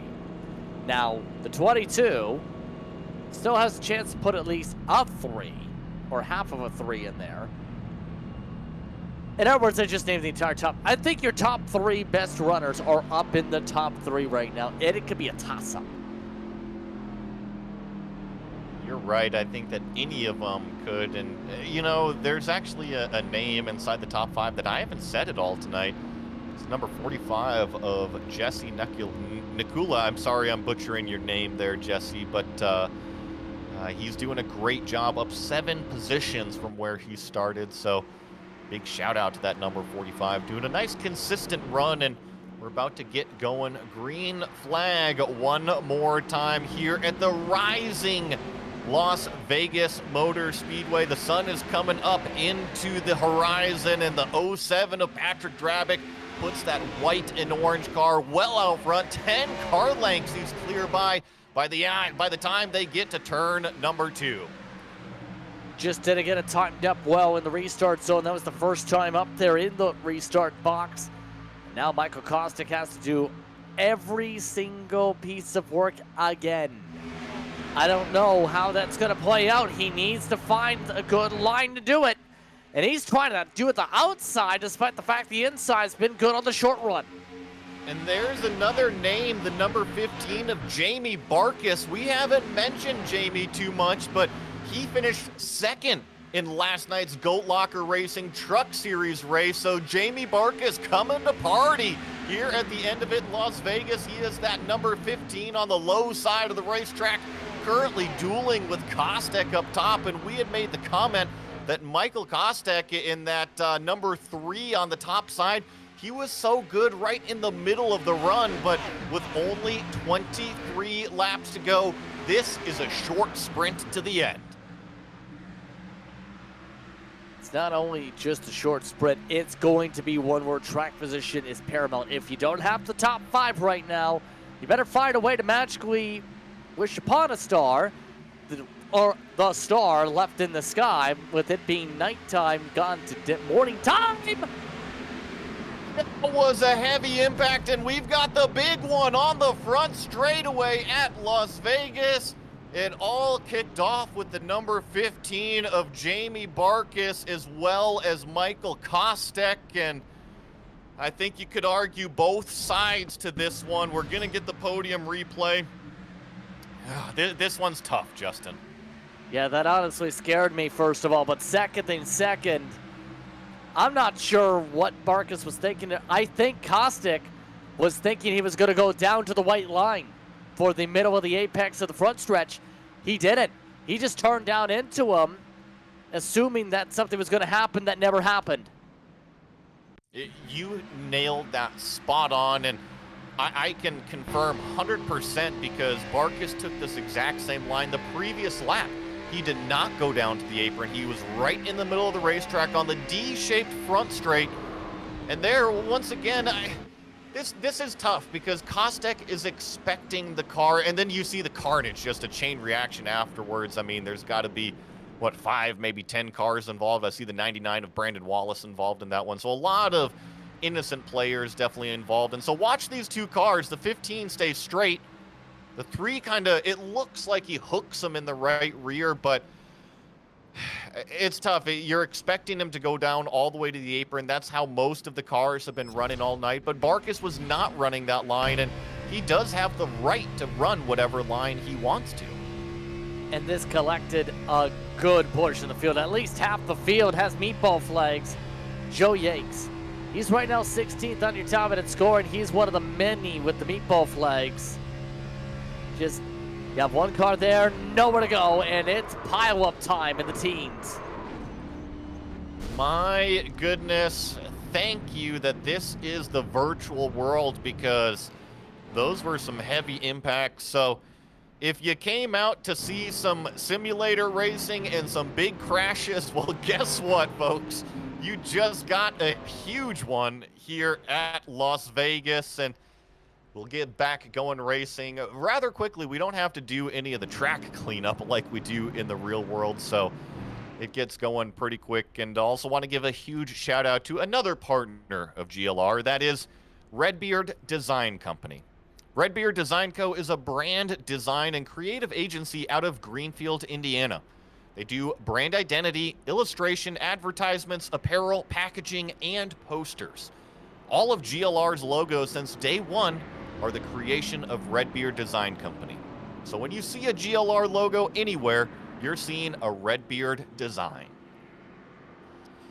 Well, I think you were making the comment here, Justin, that we started with well over 30 Xfinity cars, and we have dwindled down quite a bit. I see about 9, maybe 11 on the lead lap, and probably about 15 or so still running. Some of them down pit road right now, getting some damage fixed up still. Yeah, what the calculation I've got here is we're down to maybe 10 cars that were not in the incident. This really helps Timothy, though.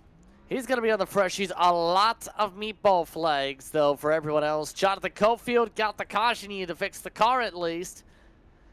But this brings a lot of drivers we haven't touched upon for the front, at least, into the conversation. Ham, we've seen him in the teens earlier. Tower Justice, he's up from 31st to 6th. Jason S. Taylor, he's moved up from 38th third to 8th in all this. What we are going to do is take a very, very quick break. Shout out to Cruisin' Classics, and right back with some green flag action.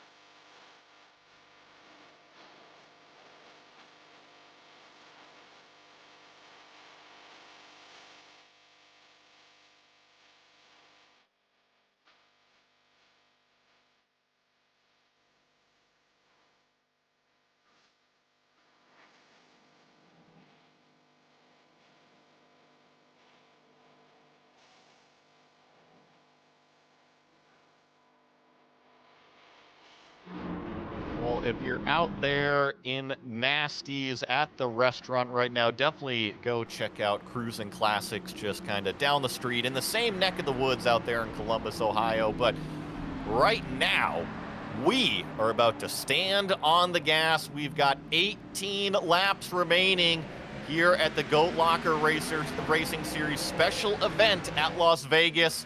Green flag back in the air. Patrick Drabik once again leads them into turn number 1, being chased by that familiar number 23 of Ryan Pendleton. Jesse Necula in 3rd place. Regis Clark 4th, and Andy Kurtz rounding out your top 5 as he battles side by side with Clark down the back straightaway. Very curious how the rest of this now goes with the thinning of the main pack down to 12 total cars on the lead lap. But this is a huge chance for a lot of the drivers who have been riding in the back, biding their time, waiting for attrition to come into play and say, you know what? Now I can party. Now it's the matter, though, of how many of them have been feeling out their cars for this moment and how many are having to learn on the fly. I love that. Time to look down at the dash, see that party mode switch. Well, flip it up. It is time to go right now, and that includes the number 45. Actually, he's getting squeezed by the number 5 right below. That's why Jesse goes way up to the top side on the racetrack there, but he actually bumped the apron the last time around here in 1 and 2, so he kind of got choked up, and all of a sudden, what was the 07 and the 23 that had a nice buffer over everybody else in the pack, well, guess what? They're not only racing it out themselves for the lead, but they got to worry about everybody behind. And here comes that Nasty's car on the bottom.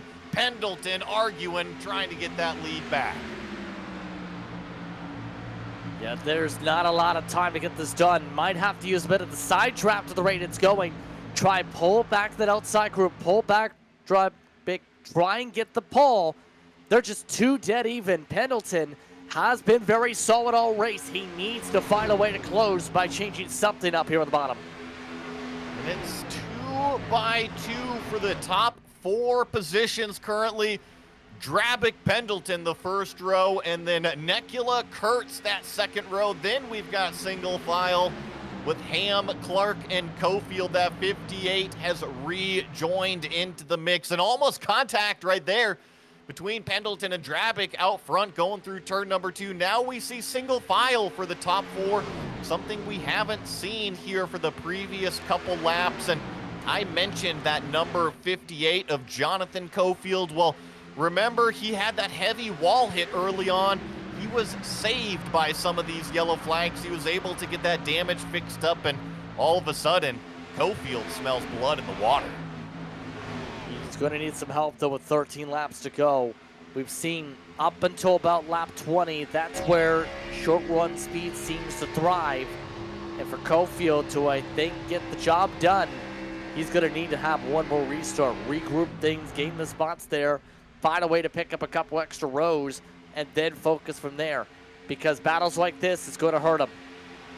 It will choke up his momentum, and you're right, we are running out of time. 12 laps to go, but he did pass Regis Clark in the number 8 and Jake Ham in the number 3 that previous lap. So I think that he's doing what he can on the racetrack. It's just if that effort is going to be enough to catch him. I mean, you see out the windshield right here, he has got the next 4 cars right in front of him. He sees the lead, so the carrot is out in front of the proverbial horse, you might say, and it is up to Jonathan Cofield to go up there and snag that tasty orange treat that might just also be the 07, and now we've got another yellow flag on the racetrack.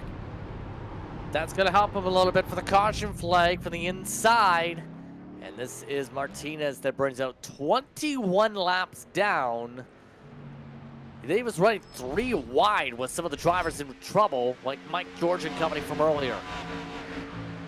So this is on the front straightaway here, and it all happens into turn number 1. You see the 00 just get kind of hooked in the left rear, but it was after he made contact with the 86. So watch the middle car. He's going to bounce off the outside, then come down. So even though that he did get turned off the fender of that other car, I think it was a little bit of a self-inflicted wound by Martinez. I think quite simply just a basic mistake. Misjudged the outside groove, bounced down to the inside groove, but by race car. And just like that, we're setting up for a very tight shootout. There are multiple tire sets available still in that pit lane for everybody up front. Does anybody risk the track position? It looks like our leader is going to fake them all out. He decided to stay out on the racetrack at the very last second, and I can report it looks like the back half of the cars that were on the lead lap, starting with the number 5 of Andy Kurtz, are taking that opportunity to come down pit road, get that fresh set of tires. And I actually really like this because they were running about 1 second slower than their fastest lap that they've logged all day long. And I know that the temperatures have changed a little bit, but I see fall off, and this is a great way to kind of negate that fall off. And remember, Jonathan Cofield, amongst those who stayed out here, is also on 7-lap fresher tires than those in the rest of that top 4. So you're talking about strategy that has layers upon layers. But I'd like to call in D2, especially for the back half here. You've got nothing to lose. You don't have to clean air. You've got to try something different. Kurtz did sacrifice a top 5 running spot for it. But if the thought is, if you're going for broke, you've got to be able to do something different here. Just running status quo is not going to win you the race tonight. That is the number 5 that we've got on the screen here. So he is one of the first cars on the racetrack with brand new, fresh tires. So we'll have to keep an eye on him. I actually think that Michael McCarty in the number 69, that yellow and red car right in front of him, actually was able to get out of pit lane just in front of Andy Kurtz, but the difference being Michael only had a 9-second stop.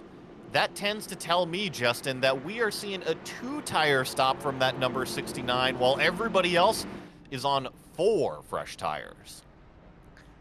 I'm not sure how I feel about the 2-tire call, but it might be something, because for McCarthy, we haven't seen the 69 have a nice night. They've been stuck in traffic much of the night.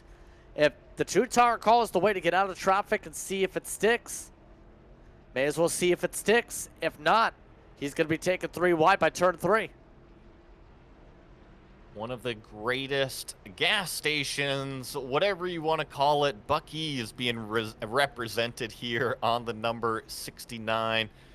Always love seeing that logo everywhere. And we're going to see if Michael McCarthy can use those 2 tires to his advantage, or if just the 4 tires are going to run straight on by him. But I think that the most curious piece to the puzzle is probably the number 58 of Cofield. Justin, you were pointing out that he's on 7-lap fresher tires, and that might not seem like a lot when we're talking about the brand new stuff behind him, but what's in front of him, he's got an advantage on, and that's really what matters when it comes to the number 58 strategy. Yeah, I think right now for Cofield, he wants to win. He wants to be able to finish this out right. We've already seen he's got race-winning pace. He led halfway after all. Now, can you recover? That's the biggest question on his mind. Can he recover for his buddy? Can he recover and make some passes here in the clutch? The first step, Pendleton needs to have a great restart. The second step, make some money moves. We are about to kick it all off right here. We've seen a fantastic race so far. 114 laps of action. If you're in the restaurant, if you're in the bar there in Ohio, thank you so much for having us on the TVs. And we are about to see who stands on top, see who claims victory here in just 6 more laps. We do have 2 GWCs available, but I have a feeling that these drivers are going to keep it pretty clean out there on the racetrack. Will it be the 23, the restaurant favorite, taking home the victory, or will it be Drabic in that 07 claiming back-to-back wins on back-to-back nights in Goat Locker Racing Series events? We are about to find out as the cars enter the restart zone, and our leader, Drabic, he stands on that gas pedal one more time. A great launch into turn 1, just like we've seen on every single restart. 4 wide, a little bit further in the back. That is the fresh tires going around Kurtz. That is the number 5 car. He's already on the charge, and here comes Cofield on the back straightaway. He's already passing Pendleton. As expected, getting the diamond down, he proved it can work earlier on. Oh, and a bit of contact, a little bit of air off the front end of Pendleton. Now Cofield needs to get up and go. 5 laps to do something. Drabic is just trying to play the draft, try and play the lanes. I think all of these drivers are in trouble from the car we are riding on board with. Andy Kurtz has so much speed. He just went out there and passed probably a handful of cars in just that opening lap of the restart alone. He's going to try to find a way around the 58 of Cofield. I think that this could be the biggest problem for him, is if he gets choked up, he's going to have to force it 3 wide. The 5 all the way down onto the apron. He is going to slide it down underneath in turn number 1. Move Kurtz up into the 2nd spot, and now Drabic, you better watch your mirror.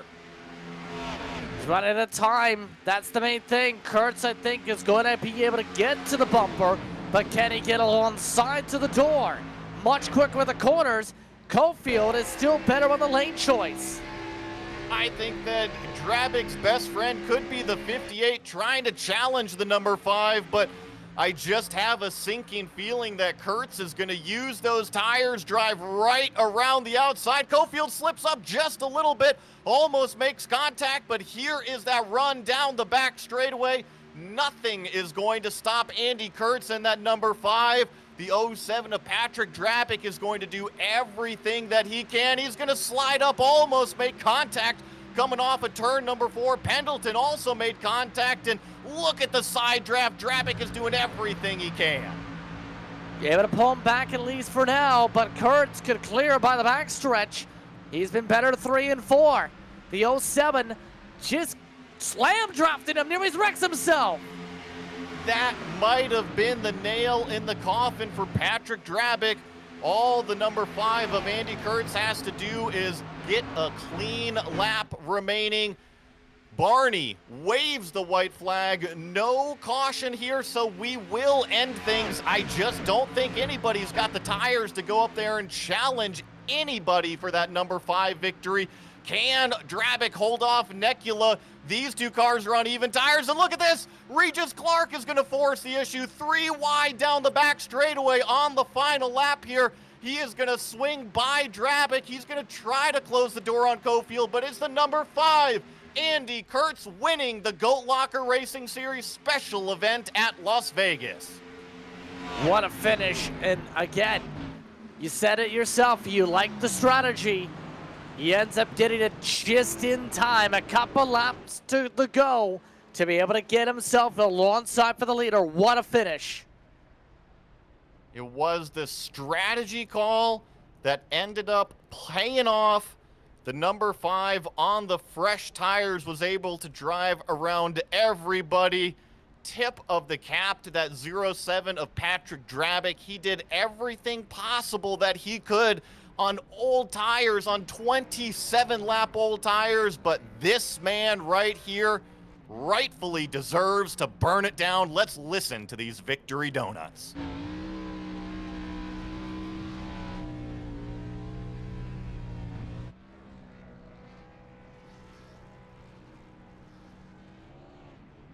While Andy celebrates on the front straightaway here, hopefully he doesn't leave any rear tires on that thing at all. We're going to take just a very, very quick break and then be right back with your official results and your post-race interviews.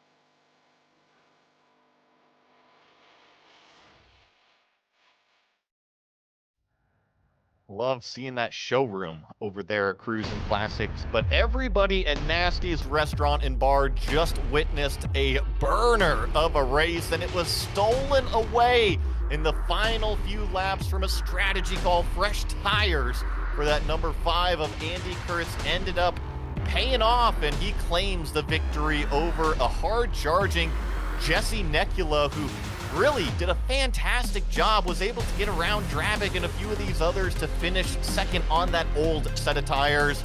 Regis Clark with that monster 3-wide move down the back straightaway on the last lap finishes on a podium position in third. Jonathan Cofield fourth. Patrick Drapick unfortunately slips his way back to 5th place after leading so many of tonight's laps. Jake Ham 6th, Ryan Pendleton and the other Nasty's car slips his way down to 7th. I think that Ryan actually led the most amount of laps here tonight, especially with that awesome paint scheme. Tyler Justice finishing 8th, Michael McCarthy in 9th, and Jonathan Barker rounds out your top 10. Love his spot. Timothy Williams, 1 lap down. He was the only one lap down. And then everybody else had some rough times. Trey Barnett, 3 laps down, recovering from some incidents. Mike George, part of one of the final incidents of the race, 7 laps down. James Coffin, 8 laps down. Jason S. Taylor's an interesting one.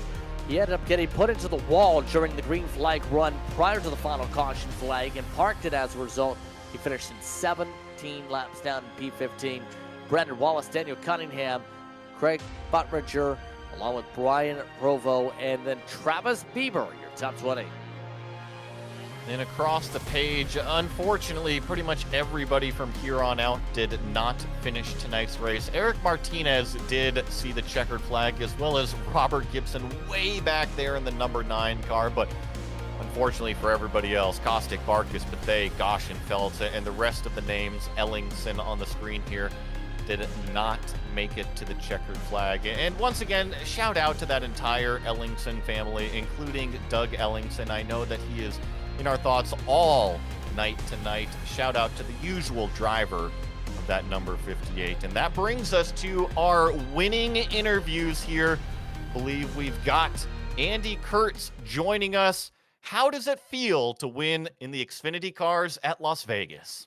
It's awesome, man. I can't believe it, man. I thought I was out of this one after some damage from one of the wrecks early on. So just yeah, really happy how the strategy worked out. Able to come down, take tires, got the damage fixed a couple cautions ago, and was pretty much with them, but got the edge then once I took tires and the leader stayed out. So yeah, heck of a race. That was a ton of fun racing the top guys there, racing Pat especially for the win.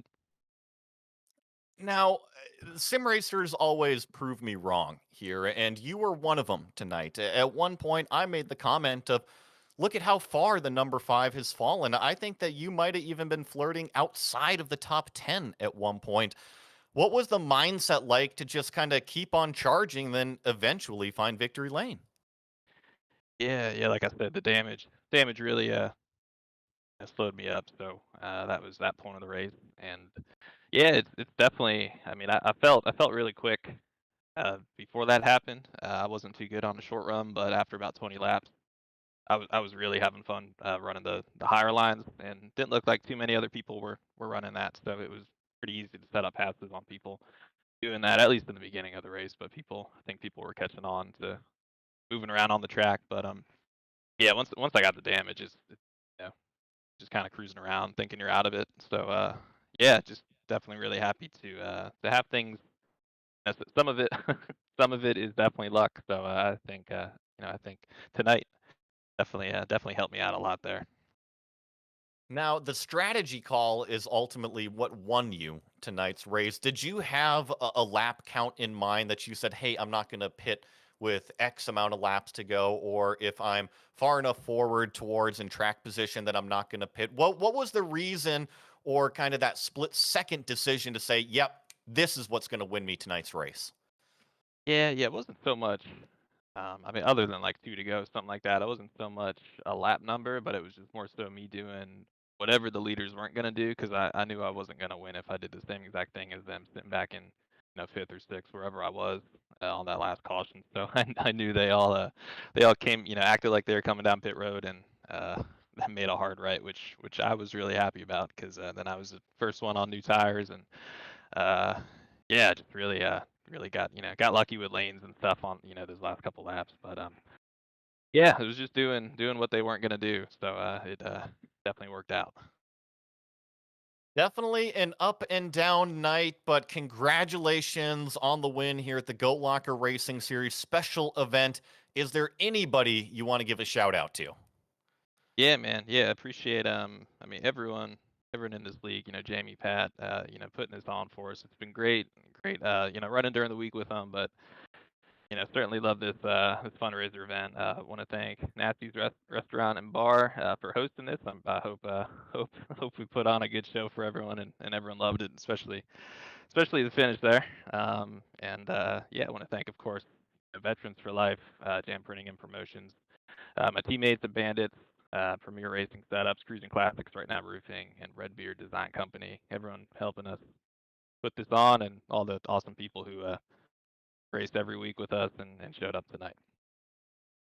That was Andy Kurtz, driver of the number 5, collecting a victory here at the special event for Goat Locker. And believe that Justin has strolled down the paddock, caught up with our second place finisher.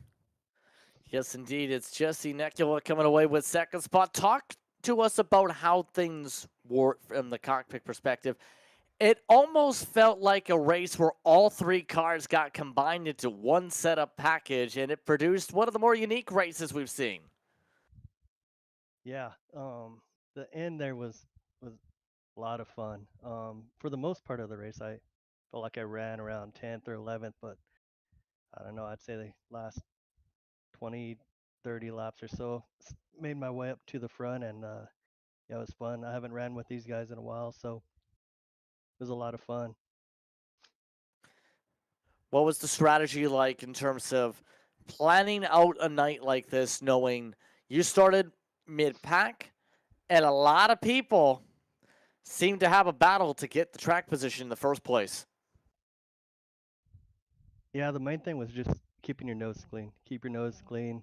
And then it seemed like every time we had a yellow, I was able to gain a couple spots um, throughout the pit stops too, so that helped. But for the most part, just keep the nose clean and make it to the end. Overall, though, what are your thoughts on an event like this and the impact it has? For reference, continuing to try and raise funds for today's event to be able to get a sim rig for a military veteran. What are your thoughts on the cause? Yeah, no, it's awesome. That's what I love about Goat Locker. Everything that Jamie and Pat and the rest of the admins. There's a whole bunch of people who are behind the scenes that all help out, and they do a lot of stuff like this, help out vets, and it's awesome, and I'm glad to be part of it. Anyone wants to give a shout out to anyone you want to thank for tonight?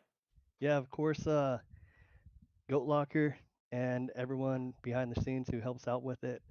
Nasties, they were a big part of putting this event together, so I'd like to thank those guys.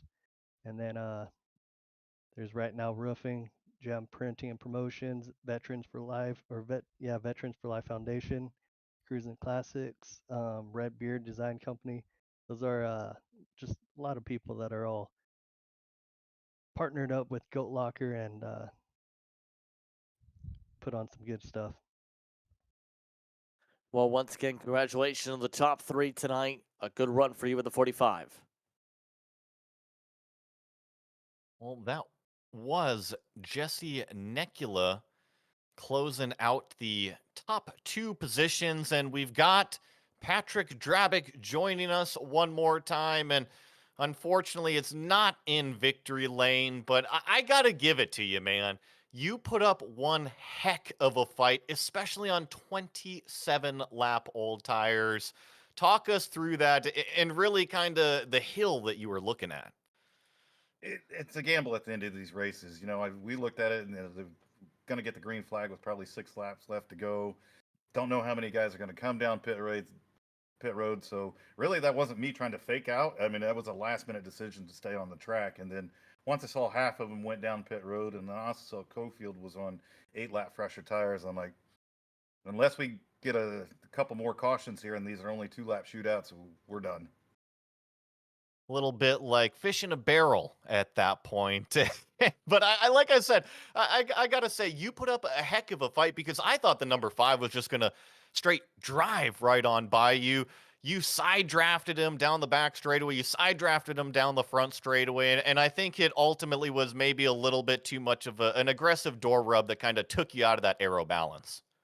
Yeah, absolutely. I mean, I was doing everything I possibly could, tried to side draft as much as I could.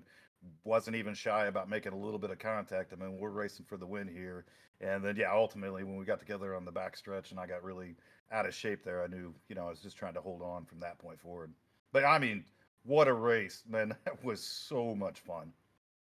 I mean, and not only fun on the track, but we were at Nasty's restaurant and bar all night long, representing Go Locker Racing, raising money for a great cause. We've had that QR code on screen all night long. So hopefully we're raising some money for a great cause out here. And not only do the special event tonight here, but we also have the Tuesday night series. We've got Wednesday night, we've got Thursday night, we've got Friday night. Pretty much every single night, Goat Locker Racing has something going on. Now's your opportunity if you want to push anything, if you want to mention anybody, anything you want to say, Patrick, the floor is yours.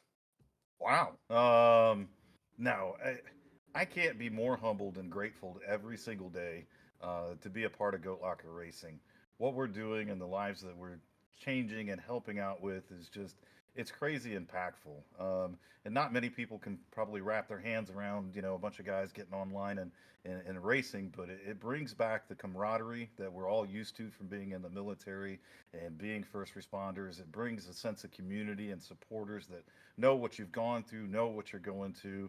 It brings out the competitor in you, so it gives you this really healthy habit and this really healthy hobby to go do.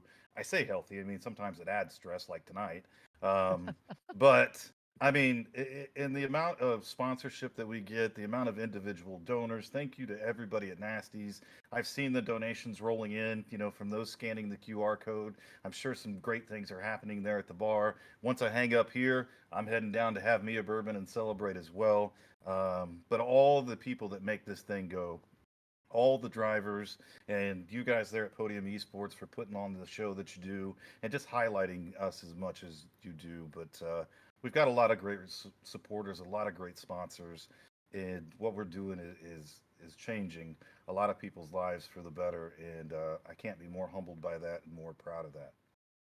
There's a lot of sim racing that goes on in the world, and this group right here, Goat Locker Racing, is one of the groups that really transforms it out of the digital world and into reality and helps people along the way. So thank you very much for everything that you do, Patrick.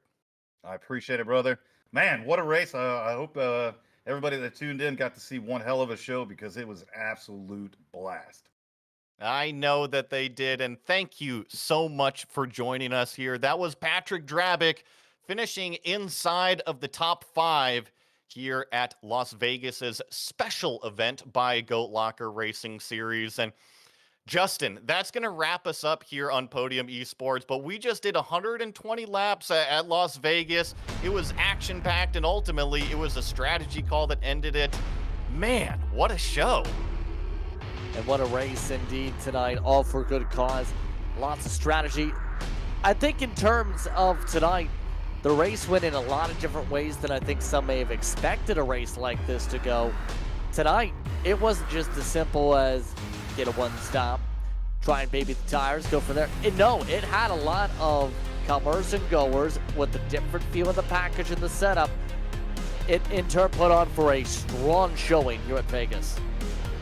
Goat Locker Racing always putting on a great show. It doesn't matter if it's Tuesday, Wednesday, Thursday, or Friday night. Any one of their series produces some excitement. And remember, the whole reason why we're here is to help raise money for Goat Locker Racing, trying to get to that $2,500 goal. So take out your phone right now, scan the QR code. It'll take you to the link where you can donate and hopefully give what you can to help one of our nation's warriors get into this Goat Locker Racing Series program. It is so awesome to see everything that they are doing in the community. That's going to do it here for us tonight on Podium Esports. I want to say thank you to the entire crew behind the scenes. That includes Justin and Eddie, as well as Ryan Bauer. And a huge thank you to Patrick Drabick, Jamie Barkas, and to everyone at Goat Locker Racing. If you want to catch any of their future series, all you got to do is turn on some of these channels on any weekday, and you will see Goat Locker Racing on YouTube, Twitch, various channels out here. And until next time, race clean, race hard, and I will see you at the checkered flag.